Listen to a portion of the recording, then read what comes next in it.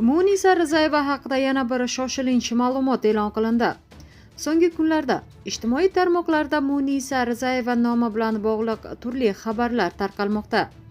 Ayrim manbalarda xonandaning uyiga dron bespilotnik tushgani haqida gap so'zlar paydo bo'ldi.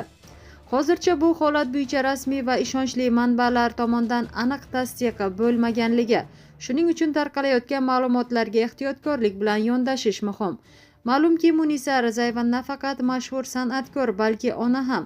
Agar shunday voqea sodir bo'lgan bo'lsa, har qanday ona kabi u ham farzandi xavfsizligidan xavotir olishi tabiiy.